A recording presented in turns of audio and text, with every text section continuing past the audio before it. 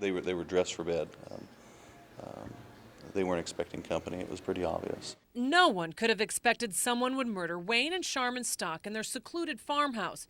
Just hours earlier, they hosted a big Easter party for family and friends. I don't know how much more hideous a crime could be than to go into someone's bedroom and murder them. Everyone in Murdock adored the Stocks. They'd been married 38 years.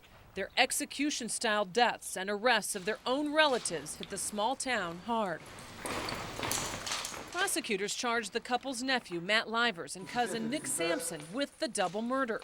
But even after the arrests, the murders were still a mystery. We never had a piece of evidence that linked Nick Sampson or Matt Anzur to the scene.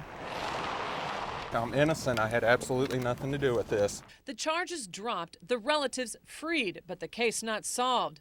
Who killed the couple? By shooting both of them in the head with a shotgun. Then there's a great question mark, is like who else was there that we don't know about? Crime scene investigators were puzzled by 3 random pieces of evidence they found at the murder scene. A marijuana pipe and flashlight found in the yard, and a gold ring on the kitchen floor. DNA on all 3 items came from the same 2 people, the killers. But who were they? We knew it was significant. We knew those 3 items were linked to each other. We knew they were significant, and they didn't match any of the local Nebraska people. None of that DNA matched them, of anybody from Nebraska at all. She wanted to chase that down. What's this unknown DNA? It was the job of crime scene investigator Christine Gabig to trace the trail of the killers through this gold ring. Plenty of clues right at her fingertips. And you can see that the inscription is kind of unique.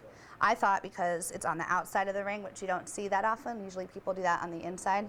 And then this mark over here, I wondered if that would be something that would allow us to trace it. Love always, Corey and Ryan. Were they the killers? A clue on the inside of the size 10 men's ring, AAJ 10K, 10-carat ring. 70 or so phone calls, numerous visits to jewelry stores, plenty of searching on the internet.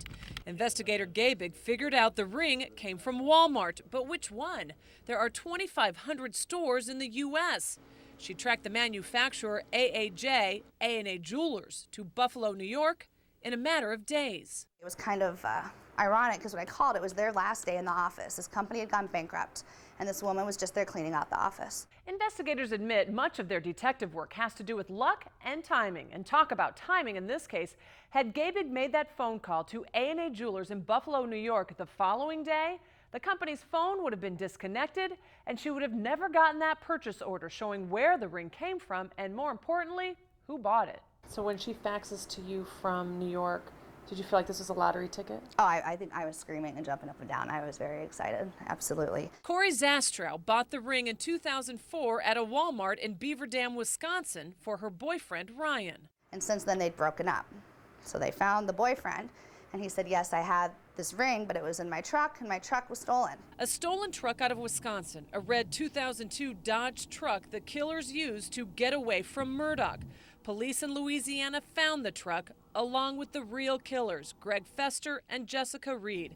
Jessica had a shotgun shell from the Stock murder in her cigarette case.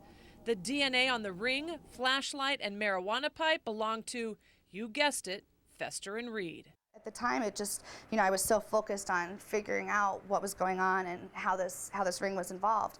But looking back on it, it really is quite the sequence of events. The murderers stole the truck in Wisconsin and went on a crime spree, burglarizing an Iowa home where they stole a shotgun.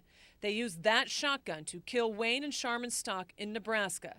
They then headed south to Oklahoma, Texas, and Baton Rouge, Louisiana, where ultimately their violent trail came to an end. The killers even kept track of their own journey with these maps found in the stolen truck. A double murder investigation comes full circle with a ring of evidence binding the killers to their victims in Nebraska. That ring could have easily ended up sitting in a property room somewhere and never been looked at again. So this couple could have gotten away with murder.